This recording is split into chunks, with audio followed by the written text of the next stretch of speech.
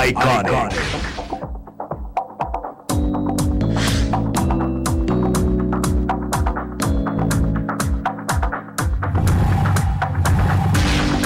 Bold.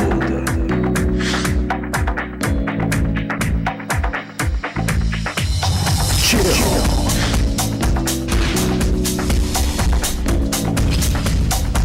IPC 13.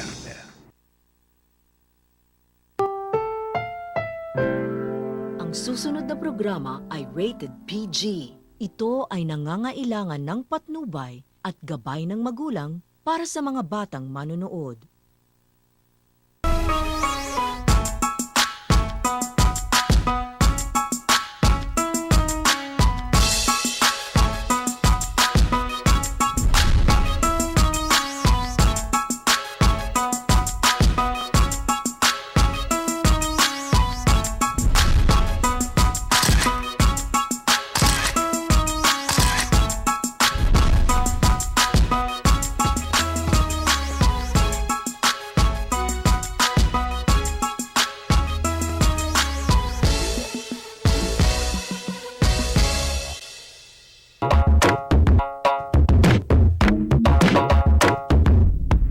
Ito ang ating kultura ngayon.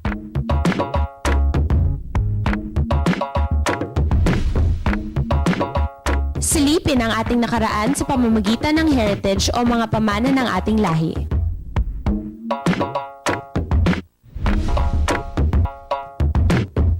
Suotin ang hindi nagbabagong barong Tagalog.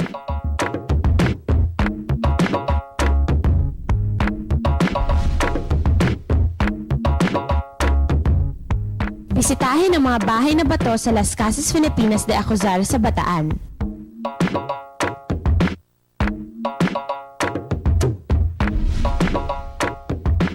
At isuot at ipagmalaki ang ating pagiging makabayang Pilipino.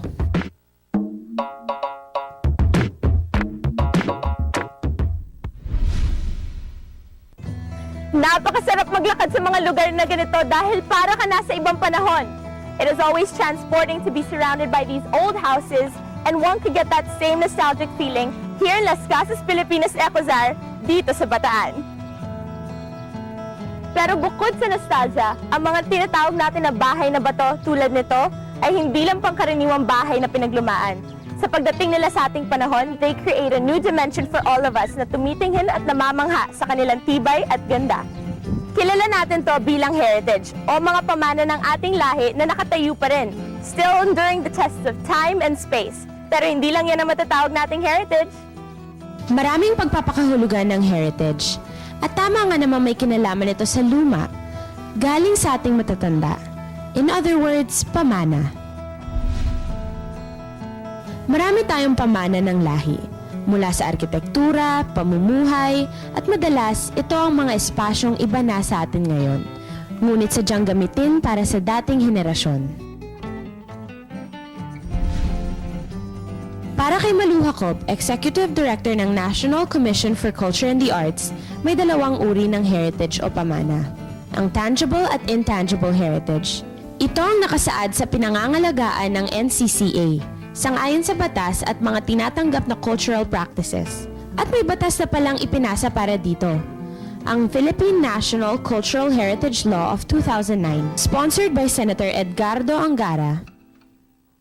So we're very happy that finally the bill, the heritage bill, which has been going on for the past 10 years, is now heritage law, which means that the NCCA now, after putting together the implementing rules and regulations, will have to really come up with a list of the tangible, especially the intangible heritage, so that this can be protected. At mukhang panahon na nga upang magkaroon tayo ng ganitong pagpapahalaga sa mga pamanang ito. Usually the Filipino, they other it, may othering silang process na. There was one time when we were in this place and says, ano ba yung heritage na yan? Parang, bakit ngayon pa lang yun? So, they have a tendency to compartmentalize it and they don't really understand what it's all about. Parang hindi nila ma-connect, parang ganon. So, this is the problem with heritage. Ang biggest problem natin is our hang-up na pagiging colonial tayo. No? So anything connected to colonial architecture is, especially mga simbahan natin, para may phobia tayo. Kasi kala nga natin, dahil yung mga Spanish churches yan, may Spanish houses, American schoolhouses, mga ganon, hindi natin alam na ito talaga are Philippine architecture. Kasi it was done here. Ngunit hindi dapat mawala ng pag-asa. Sa College of Architecture ng UP, may sagot na sa problemang ito ang mga gurong tulad ni Professor Mata. We include it in our history subjects because we have history of architecture dito sa College of Architecture.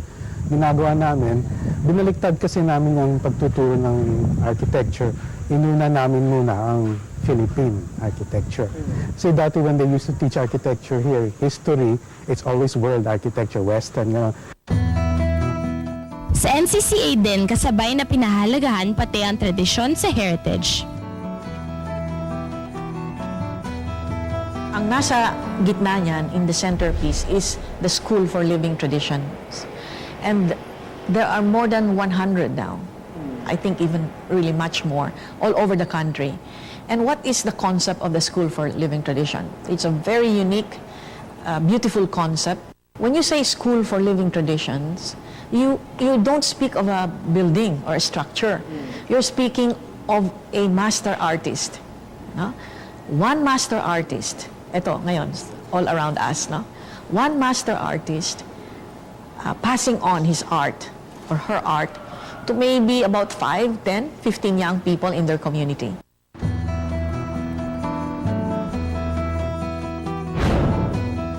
It takes a town to take care of heritage. Kaya kasama ng mga tao ang gobyerno sa pagpapahalaga ng mga pamanang ito ng ating lahi.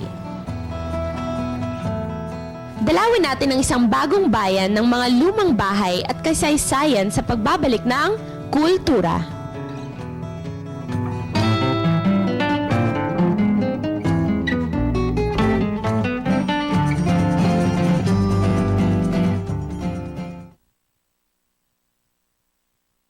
Masaya ang pamilya kapag sama-sama.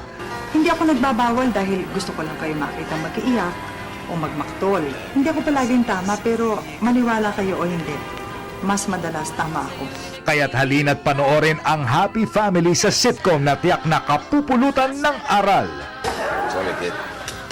Beauty before age. Happy House. Lunes hanggang Biyernes alas 4 ng hapon dito sa IBC. Comedy, drama, musical variety, foreign shows, local movies, sports. These are the shows that shape the Philippine television industry.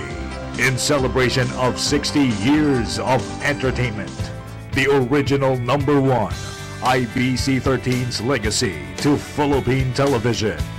A documentary special that outlines the network's contributions to the present viewing landscape on Philippine TV. Hosted by Representative Chiki Roapuno. Soon on IBC 13.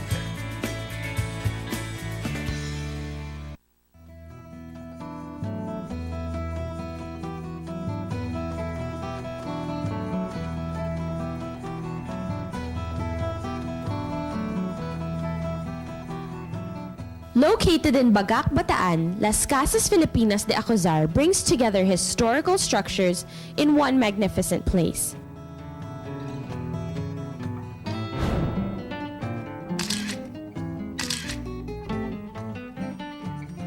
Dito ay makababalik tayo sa nakaraan at maiintindihan ang yaman ng ating kultura. Yung Las Casas Filipinas de Acuzar, ito yung pinagsama-samang bahay na halos original na nilipat dito sa Bataan, Bagak Bataan, para makabuo ng isang lumang bayan o old community. Matagal ng pangarap ng visionary architect na si Jerry Acuzar na may paglagyan ang mga lumang bahay na ito mula pa sa Spanish era. Alaala ko nung nagta-travel pa ako abroad. nag-ibang bansa, yung culture nila, saka yung mga old houses nila, saka old building, well preserved, ano? Opo. Ito sa Pilipinas, wala kang makita eh. Wala So, nga. hindi ko napansin, hindi ko maalam kung alin eh. Gusto ni Jerry na maiwan ang diwa ng mga bahay to be appreciated by the next generation.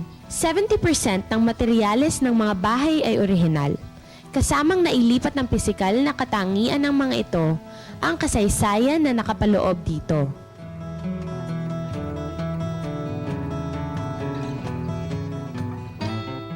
Pagka nakita mo yung bahay ito, nagkakaroon ka ng identity. Nakaka-relate po kayo Nakaka-relate ka sa past sa nyo. past mo. Saka, mismong kultura na Pilipino ka. Isa ang Casa Luna sa mga bahay that was luckily preserved. It was established 1850 na unang itinayo sa Luna, La Union ng pamilyang Norvisio.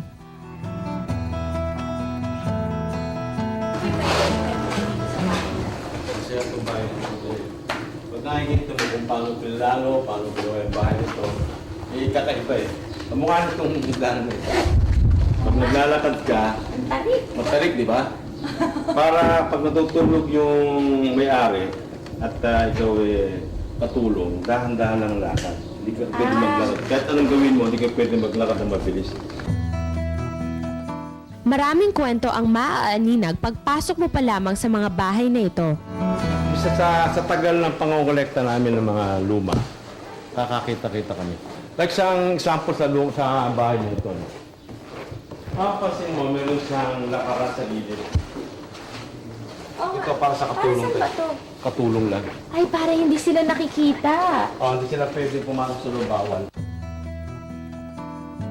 Malalaman din natin ang kaibahan ng modernong panahon sa mga kasangkapan na ginagamit nila. Ako sa mga little fixings ng bahay. Sa buong buhay ko po ngayon lang ako nakakita ng radyong ganito. Ng teleponong ganyan. Ano po ba to? Plancha. Ay, paano? Paano po ba mamlansya? Pakan. Ganyan ba? So, ihihinata mo yung damit? Yan. O, diba? Kaya ko na mamlansya nung unang panahon. Pinili din ni Jerry ang Bagak dahil sa kahalintulad din ng lugar na ito ang Maynila noon.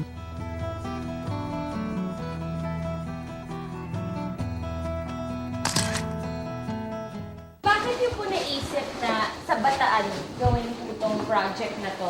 Una-una, tiga rito ako. Dito po kayo lumaki? Doon naman sa Bataan. Pangalawa, ito yung lugar na bagay yung mga lumang bahay. Kasi pag napansin mo yung Manila, nung araw, mayroong Manila Bay, mayroon akong bay dito. Mayroong Pasig River, may river dito. May bukid sa may bandang Sampaloc area. Yan yung rice field ng araw sa Manila.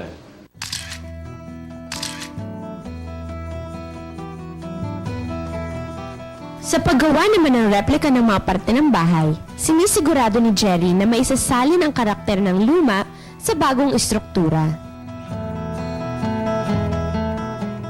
Ang mga wallpaper na idinidikit at ginagamit sa pagbuo ng ceiling ay binabase sa research. Kaya naman, nakukuha nila ang mga old designs nito. Based on the Old research, designs. mga research namin, lumalabas yung mga old design. Kami na nag-reproduce.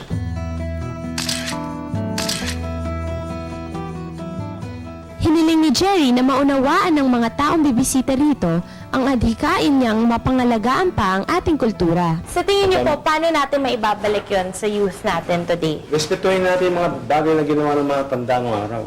Like yung mga bahay na ito, ibalik natin, alagaan natin, dahil ginawa natin ng mga lolo't lola natin. Opo. At pinaghirapan nila. Pinaghirapan at respetuhin natin. Sa paglibot ko sa Las Casas, Filipinas de Acozar, napasok ang isang panahong malayo na sa atin. Ngunit mananatili itong malapit lalo na't may mga ganitong puok pa na nangangalaga sa mga bagay na mahalaga para pa sa ating mga ninuno.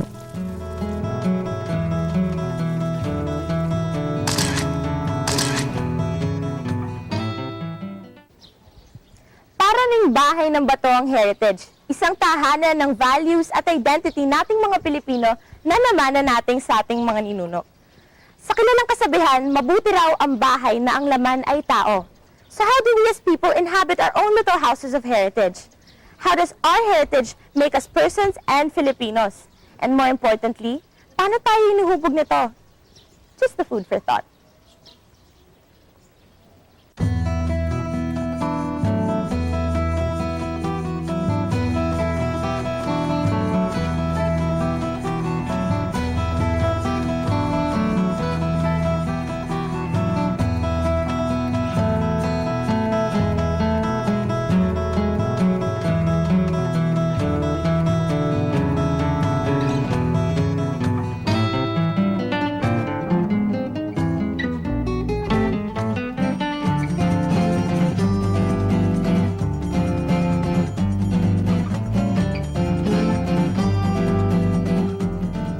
Maisusot ba ang pagiging makabayan?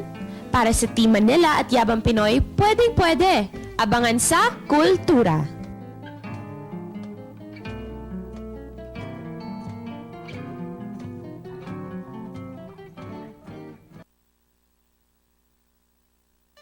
Balitang sinamahan ng katatawanan. At ngayon, para sa ikapitong lokal na malita. Hirit totoo na may banat ng kasiyahan. Samantala, ito ang bantayog ng mga malita. Adios, Patria Dorada, sa Rizal bago siya pinatay. One of the best political satire ever made for television. Ay, kung hindi, ano ha? Hindi to sila uuwi! Doon na pala malayo. 6 o'clock news, Monday to Friday, 6 p.m. on IBC 13. Philippines, more than just a haven for tourists and adventure seekers. It is a place of opportunities that seals the deal.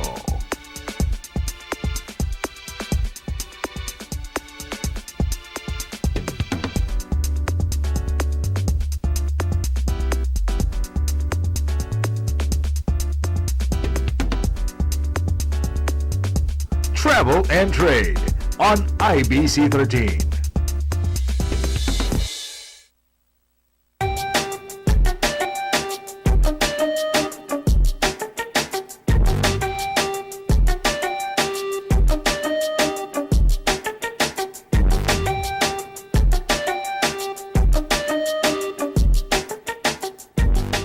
Sa modernong panahon kung saan tila nakakalimutan na nating ipagmalaki na Pilipino tayo, there's this one group na gumagamit din ng modernong paraan para maipakita ang pagiging makabayan. Ang Yabang Pinoy. Ang Yabang Pinoy ay isang advokasya. Isang kampanya na nag-uudyok sa mga Pilipinong mas maging Pilipino. Ganun kasimple. Nagsimula sa band o tinatawag na lubid ng Yabang Pinoy na gawa sa abaka. Their goal is to make the youth believe sa bagong positibong pagtingin sa mga produkto, serbisyo, at mga konseptong Pilipino. Simple lang to. Ang gusto lang namin isuot mo, basahin mo yung card. Ang goal ng Yabang Pinoy, Consumer Revolution. At mula sa band, nagkaroon na rin sila ng iba't ibang produkto.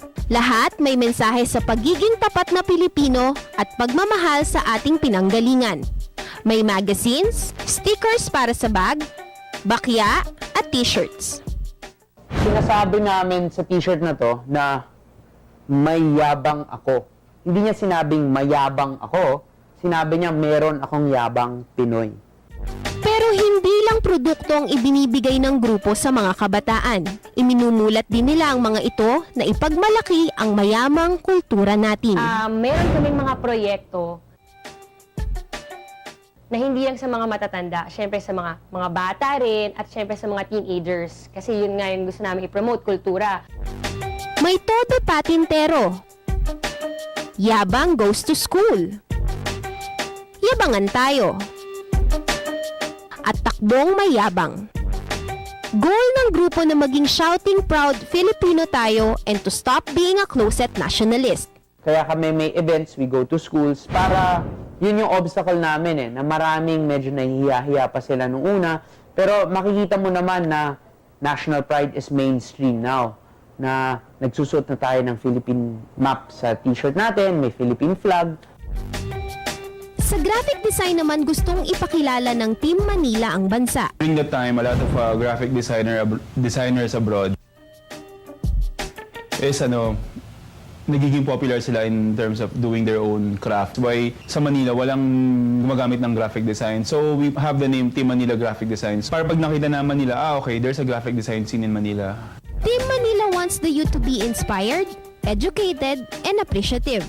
Kaya naman 2005, nang simulan nila ang Team Manila Lifestyle, kung saan available ang Team Manila merchandises. I think by patronizing Team Manila, buying our products, and reading our message dun sa t-shirts, it means na nakaka-relate sila sa gusto namin gawin. And then, that's one of the things na important sa amin. But they don't consider everything as a business. Team Manila is a movement. We want to somehow help improving the image of the Philippines by using graphic design as a medium. We want to make a mark na we're from here. Sa pangalan pa lang ng Team Manila, yun na, umpisa na siya na movement. At ang isa nga sa project ng Team Manila is to help the government in beautifying things around. May advocacy sila na baguhin ang nakikitang imahe ng Pilipinas sa World Wide Web. Gumawa kami ng mga designs online, tapos tungkol sa Palawan, tungkol sa the Bohol, tungkol sa Filipino food, and then pinopost namin siya online para yung idea namin doon, kasi minsan pag nagsisearch ka ng about Philippines na mga designs or posters, wala kang makikita masyado.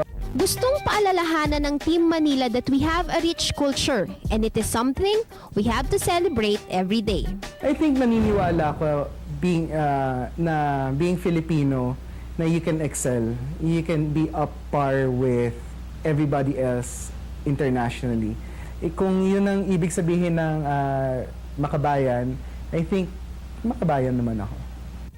Hindi na nga daw mapigilan ang pag-usad ng bawat bansa sa teknolohiyang nadidiskubre natin. Kaya naman nakakatuwang isipin na may mga kabataang hindi pumapayag na maiwan ang ating kultura ng modernong panahon.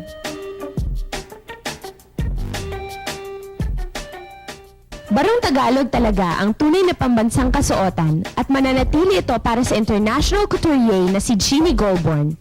Susunod sa Cooltura.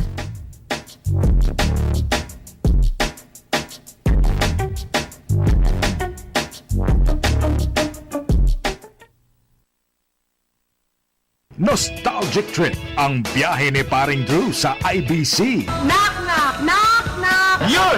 Accomplished in a sentence. Ayop yung yung hayop na mahaba ang leg, yung cheer up. Relive the golden years. From wholesome comedy to our very own musical variety. 1, 2, 3, 4. Now we count to 4. Let's step on the floor. Give the party people what they came here for. Memorable scenes na trip mong ulit-ulitin. Click pa rin. The good old days are here again. Retro TV, Monday to Friday, 7 a.m.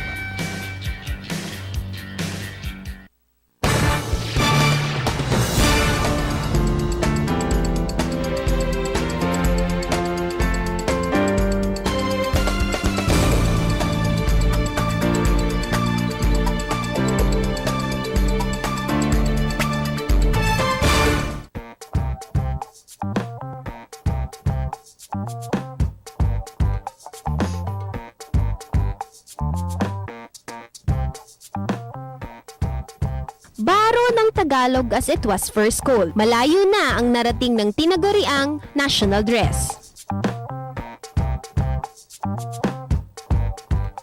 Nakakaakit ang pino at masinsin itong disenyo na hinabi ng matitiyagang kamay ng Pinoy. Nang manalo ang Filipino nationalists in their fight for independence, lumabas na ang barong Tagalog with ruffled collar and cuffs with elaborate designs. Nagkaroon ng fresh look ang baro ng Tagalog mula sa kanga, a sleeve doublet of rough cotton cloth reaching below waist, collarless, and with the opening in the front. Gawa sa Renge, Abaca Fiber ang considered as the most authentic barong Tagalog. Pagkatapos ng halos isang dekada, naging tradisyon naman ang pagsusuot ng mga ikakasal na lalaki ng barong Tagalog gawa sa pinya o husi fabric with pechera embroidered. During President Marcos era na sadyang tagahanga ng barong Tagalog, formal na itong kinilala sa kasaysayan. A decree was proclaimed that sets a Barong Tagalog Week. Ito ay para nga makilala ang barong Tagalog sa export business. Mula sa potensyal ng ating national attire at paniniwala niya sa sining ng paghabi at pagbuborda, ipinakilala ni Jeannie Goldborn ang Pilipinas sa larangan ng fashion design.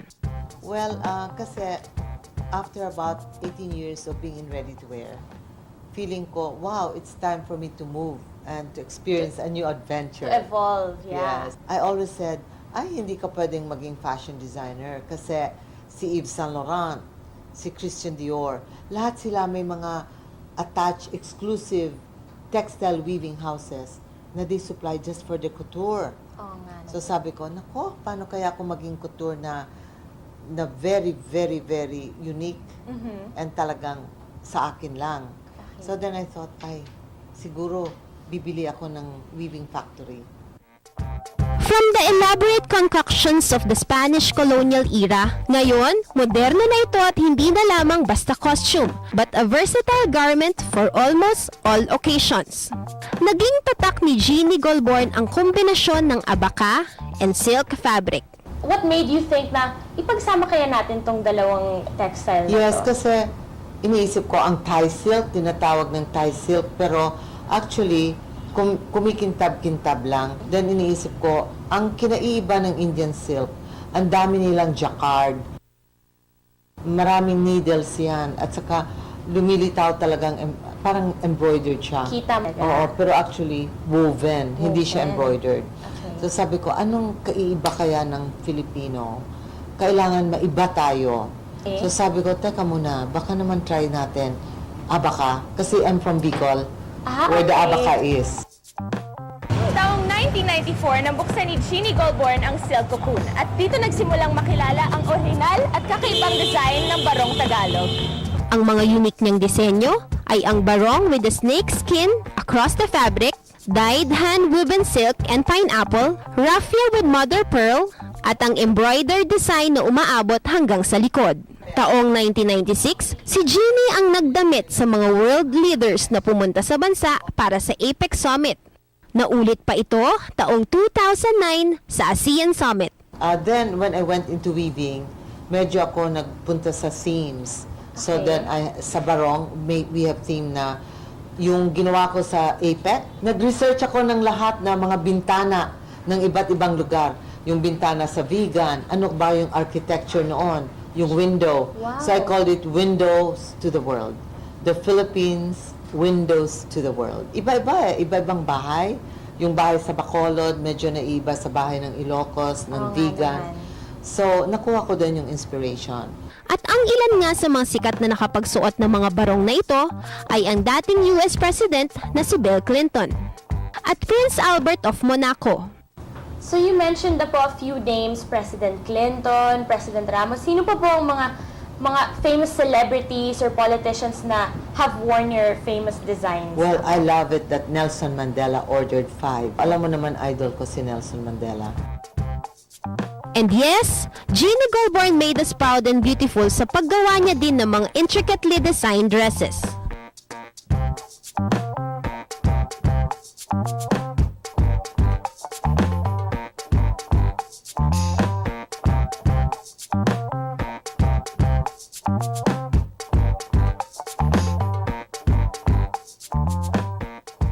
Mahabang panahon ang inintay ng baro ng Tagalog para sa pagkilala at respeto ng buong mundo. Salamat sa isang Jeannie Goldborn na naniniwala sa kakayahan ng ating sining na makipagsabayan sa buong mundo. Makabayan po ba si Miss Jeannie Goldborn? Oh, wow. That is a question that I can answer with a million yes. Million yes talaga. Hindi ko sana gustong umuwi, pero nung narinig ko na nako, may kailangan talaga dito na mag-start ng something fresh and new. So I decided to come home.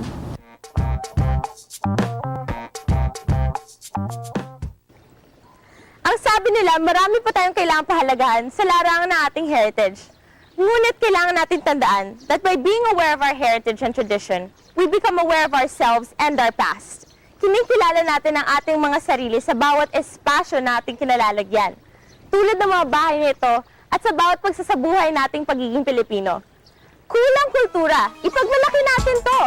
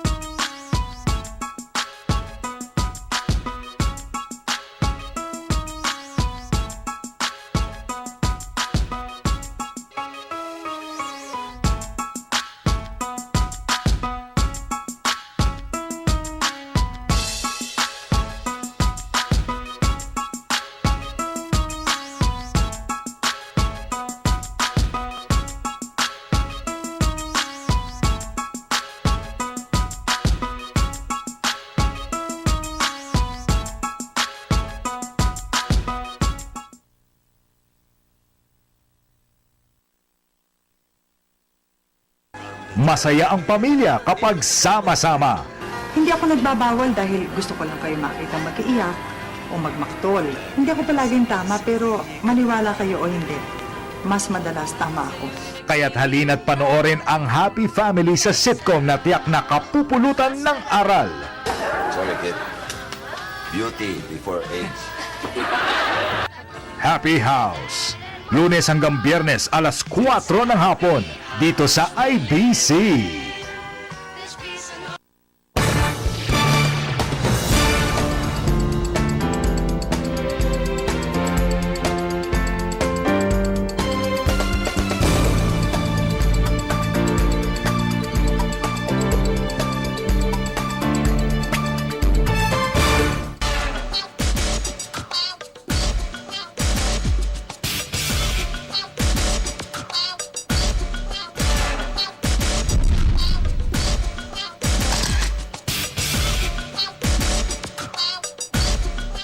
Kapag binanggit ko ang salitang kultura, ano ang una niyong may isip?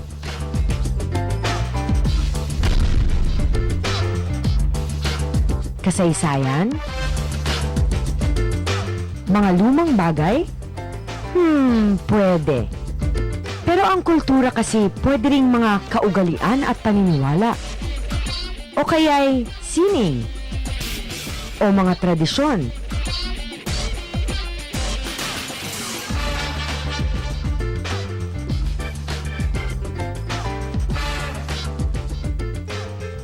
Gaya na lang ngayon, minabubuo na rin kultura ang mga may hilig magmoling.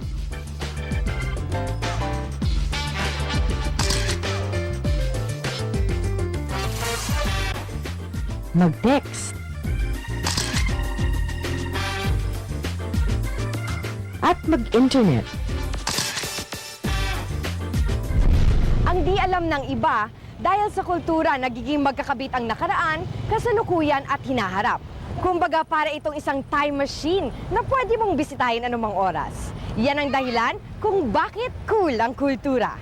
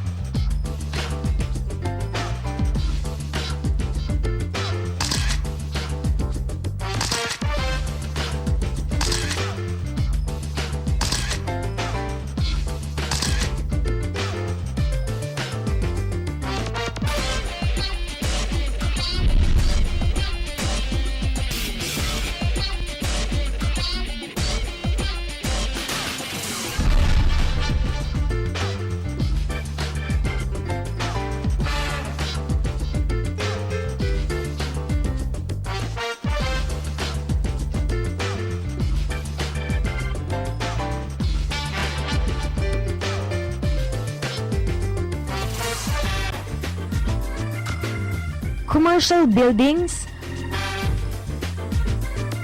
mga simbahan, malls at amusement centers, mga bahay at opisina. Siguradong pamilyar ka na sa itsura ng mga ito. Iba't iba ang kulay at taas. May moderno at meron ding classic o luma ang mga estilo at disenyo. Pero bakit at papaano kaya nagsimula ang pagtatayo ng mga gusaling ito? Ang sagot sa pagbabalik ng kultura.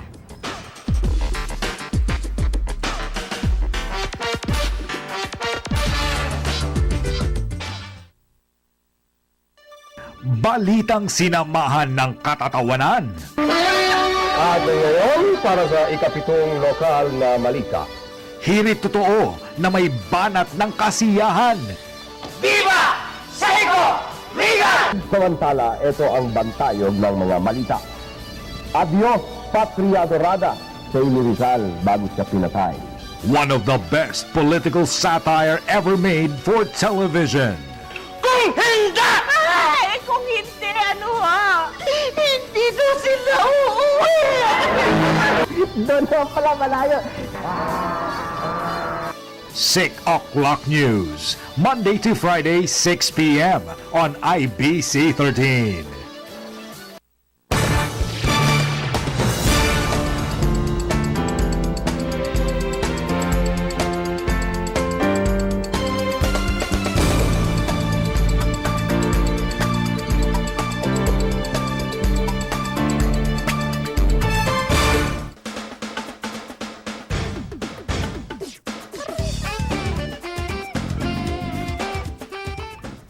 Dala ng pangangailangan kung bakit itinayo ang mga gusaling gaya nito.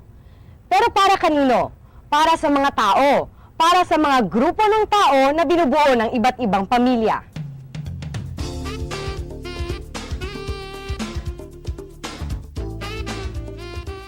Bago nagkaroon ng mga malalaking gusali, natuto munang magtayo ng bahay para masilungan ng isang pamilya.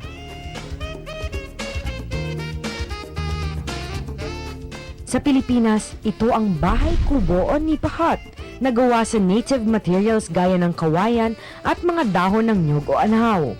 Ang bahay kubo ay isang halimbawa ng pre-colonial architecture. Pero nung dumating ang mga Kastila dito sa Pilipinas, naimpluwensyahan tayo ng kanilang kultura. Kaya nagbago ang takbo ng pamumuhay natin. At ang dating bahay kubo, naging bahay na bato.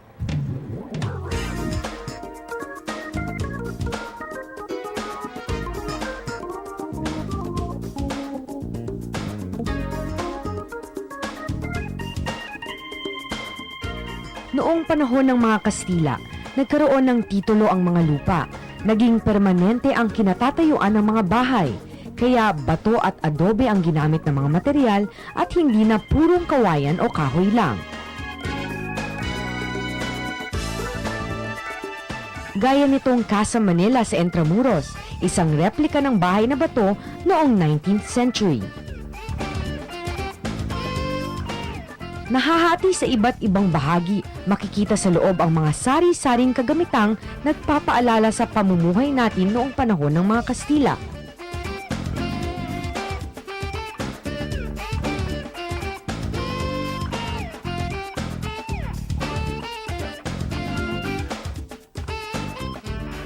Sa ngayon, may ilang pa ring mga bahay na bato sa Vigan, Ilocos Sur, Taal, Batangas at iba pang bayan at lalawigan sa Pilipinas.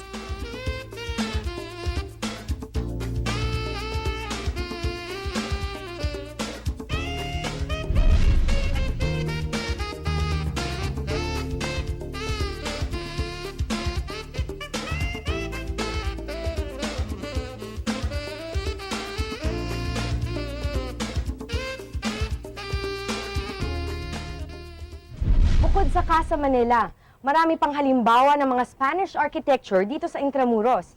Ito kasi ang seat of church and state noong panahon ng mga Kastila.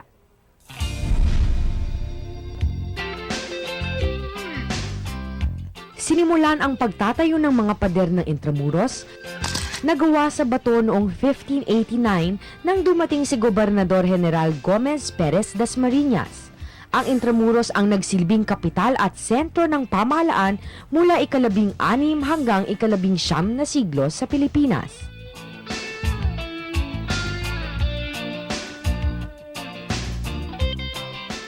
Dahil dito, nagtayo ng mga matataas at malalapad na pader bilang depensa sa sino mang lulusob at aatake noon.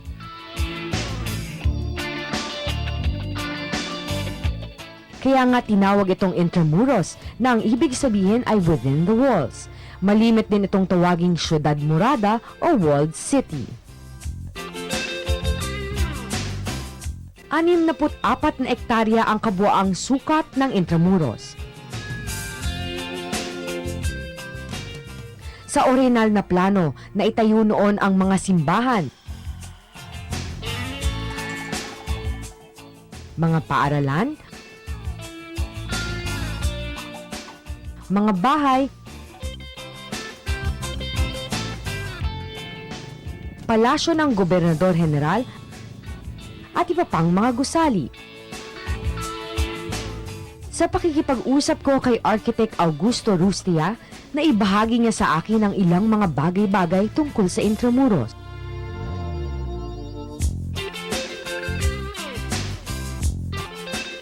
Pagkatapos ng gera, matagal bago na umpisahan. Kaso ang mga ginagawang building noon is hindi ayon doon sa mga lumang design. Mula lang noong 1979, nag-umpisa nagkaroon ng batas na PD 1616 para itayo yung mga lumang bahay, ang itsura. Mula nung gera, isa lang ang natira struktura dito, gusali, simbahan ng San Agustin. Lahat na sira ng gera.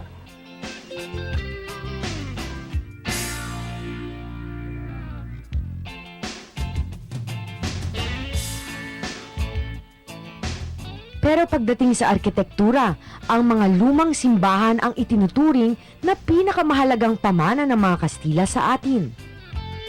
So paano niyo po ba masasabi kung ang isang disenyo ng simbahan Spanish architectural design? Ano po ba ang mga differences sa... Kung Spanish, ang masasabi ko is gawa sa adobe yan, kung ano yung local material natin dito. Adobe, bricks, or sa ibang lugar, coral. Oo.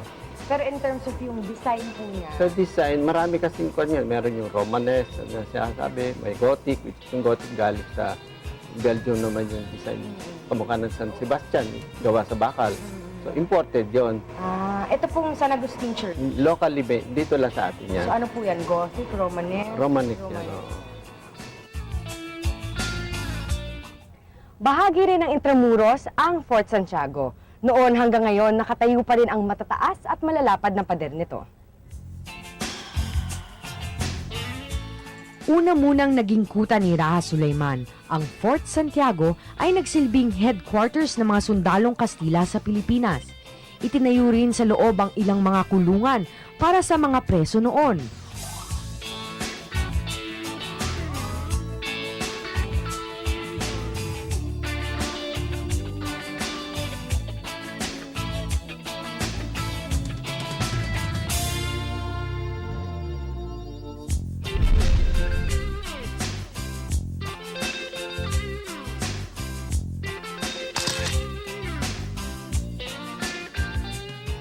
Ang totoo, dito huling nakulong ang ating pambansang bayani na si Dr. Jose Rizal bago siya bitayin sa Bagong Bayan noong 1896.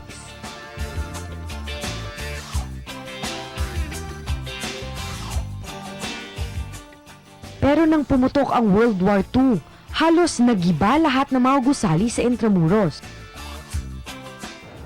O yung mga sinasabi mong adaptive reuse, kung say ang lumang bahay o lumang building, pwede mong itayo yun ulit, pero pwede mong gawin ng restaurant o kamukha nitong Casa Manila, ginawang museum. Tapos dito meron din restaurant, meron hotel. Pag lang lalayo doon sa gamit, original na gamit.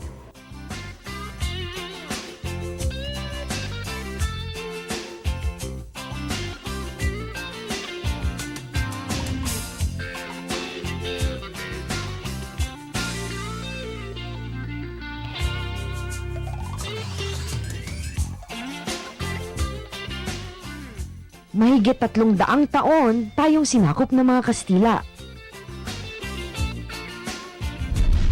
At ang impluwensya ng kanilang kultura, kabilang na ang arkitektura, ay nananatiling matibay sa paglipas ng panahon.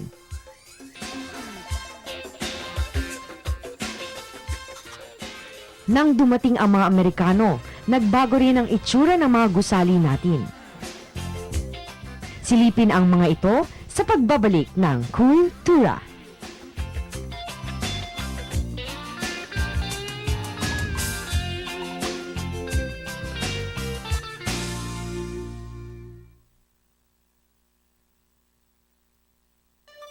Balitang sinamahan ng katatawanan.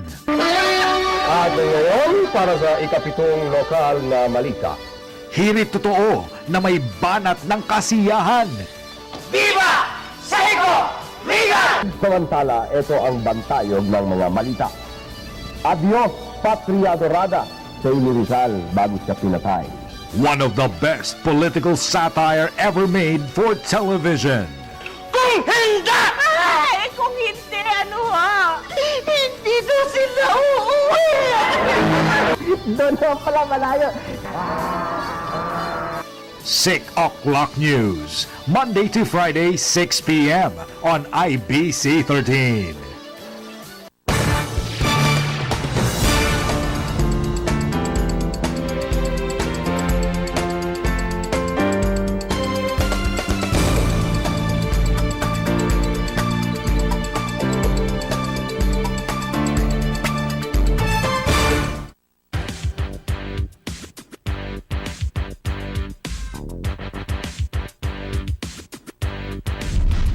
Sa pagdating ng mga Amerikano, isang bago at detalyadong plano ang ginawa nila para sa Maynila.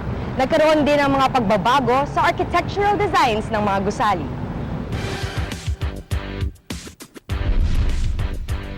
Si Daniel Hudson Burnham, ang sikat na arkitekto at urban planner ng Chicago at downtown Washington, D.C., ang naatasang gumawa ng plano para sa syudad.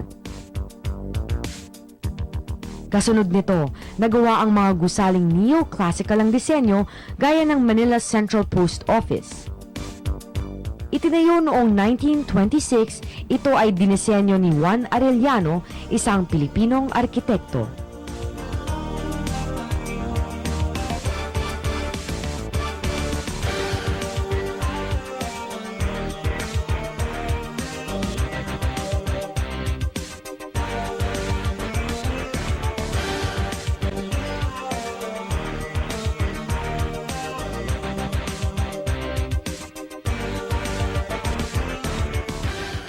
Sa kalye ng TM Calaw, makikita ang Luneta Hotel. Ito na lang ang natitirang halimbawa ng French Renaissance architecture sa Pilipinas noong American period.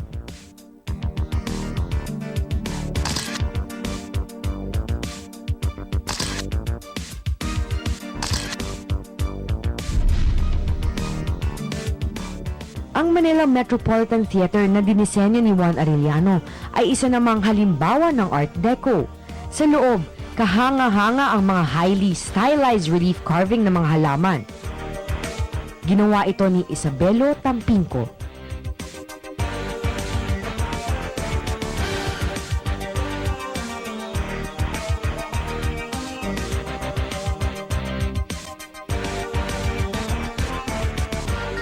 Ang isa pang halimbawa ng gusali noong American period ay ang Manila Army and Navy Club. Naitayo noong 1911, nagsilbi itong quarters ng American Armed Forces noon.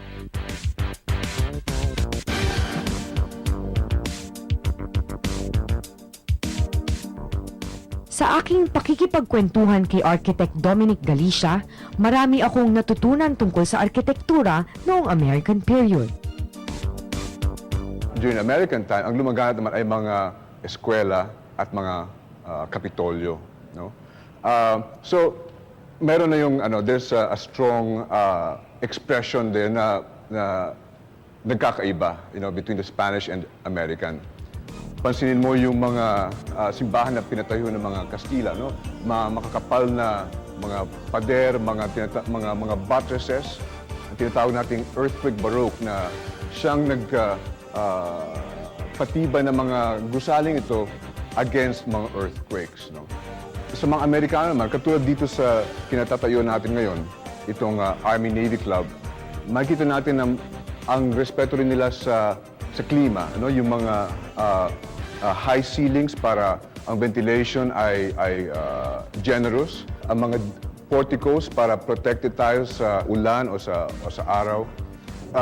Ginawa ng Amerikano nung nagpatayo siya ng mga buildings dito ay ang pag-introduce ng reinforced concrete. No? Yung mga buildings na tinayo rin dito sa Pilipinas ay some of the first instances of reinforced concrete in Asia at that time. No? So, in a sense, yan ang parang umpisa ng modern architecture dito sa atin.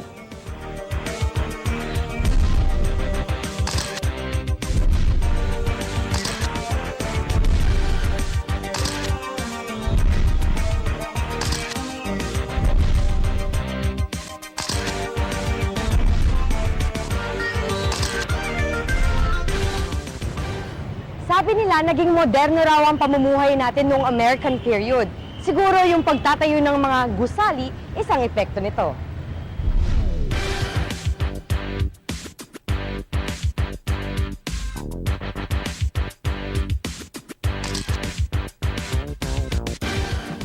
Escolta, ang premier shopping district sa Pilipinas ng mahigit 100 taon.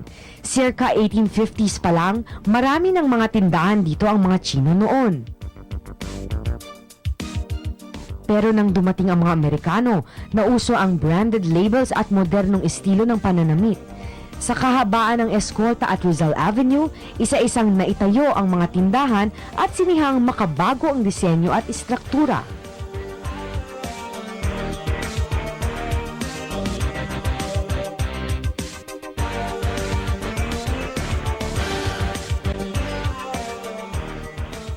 Ngayon, sa malalaking malls na madalas mamili at mamasyal ang mga tao, alamin ang koneksyon ng shopping sa arkitektura sa pagbabalik ng kultura.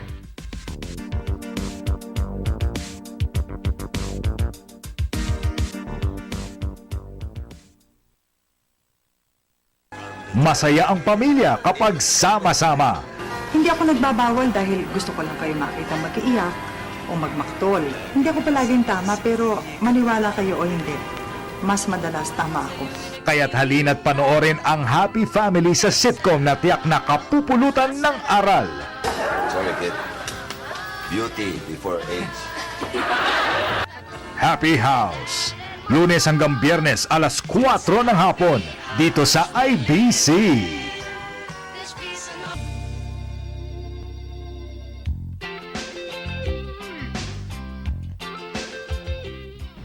Habang nagbabago ang panahon, nagbabago din ang mga pangangailangan ng mga tao.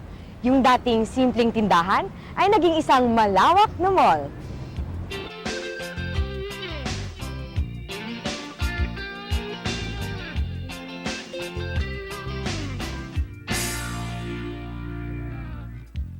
Epekto daw ng pag-unlad ang pagdami ng mga produkto at serbisyong pwedeng pagpilian at subukan.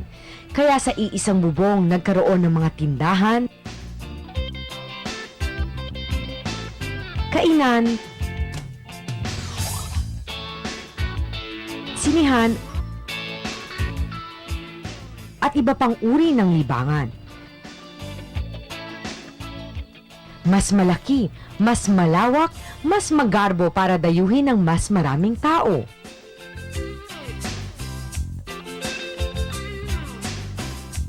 Ang totoo, itinatayo na rin ang mga matataas na condominium sa tabi ng malls. Sa kabuuan, nagmistulang pueblo na ito ng makabagong pamilyang Pilipino. Sir, may mga bagong pangangailangan ba yung mga tao na yun? Kasi napapansin namin na yung mga condominiums are built beside the malls.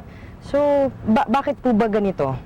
Well, I think primarily it has to do with convenience. No? Okay. It has to do with convenience and comfort. Una, why are malls so popular? One is that, well, we're a tropical country, and the inside of a mall is air-conditioned. Yes. So people like to hang out there, can I just say something about the mall? No? The idea of the mall really comes from the idea of a park, you know? Like here in Luneta. You know? And when you think about the original mall here in Manila, it's Luneta. You know, people would come here and make paseo and they just meet their friends. You know? And so the mall really is in a sense, a very Filipino thing because Filipinos are a very sociable person. So now back to the mall today. You know, the malls today are popular because they're convenient, they're comfortable. You know, you see your friends there. You know, and so it draws a lot of people. You know? And so because it draws a lot of people, it naturally leads to developers building their condominiums near those malls. You know? It's almost like the diagram of the city where you have the gathering place of people, you know, a park or a mall or a public square with human settlements around it and human in the conveniences of stores around it, which is kind of the history of the urban pattern here in the Philippines, is replicated in the malls today also. Pero ang nangyayari ngayon sa mall, para bang it's all built at one time. It's ang nag-iba na lang yung mga design ng mga tindahan sa loob. I think the new mall developers, the new mall developments are sensitive now to having more green space, more open space, more outdoor space also. Like restaurant sa labas, may view. Exacto. So maybe eventually we might come back to having this kind of setting again. Back to Luneta. Back to Luneta. Yes, that would be nice. That would be nice.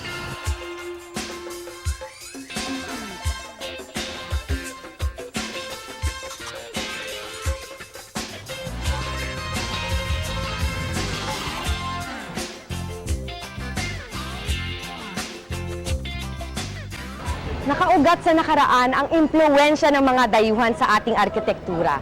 Pero patuloy itong binabago ng panahon dahil sa pangangailangan ng bawat isa sa atin. Ganyan din ang kultura. Ako si Cathy Eigenman. Magkita-kita tayo ulit next week dito lang sa Cooltura. Tandaan, cool ka pag may alam ka sa kultura.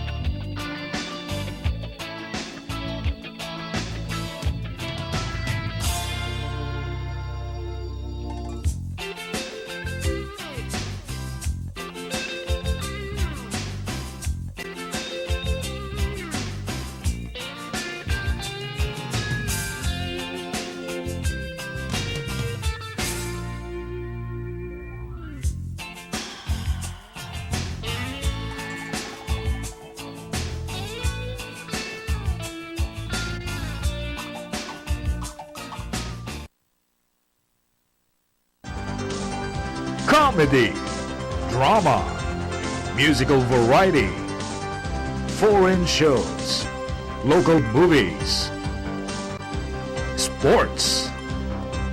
These are the shows that shape the Philippine television industry. In celebration of 60 years of entertainment, the original #1, IBC 13's legacy to Philippine television. A documentary special that outlines the network's contributions to the present viewing landscape on Philippine TV. Hosted by Representative Chiki Roapuno. Soon on IBC 13.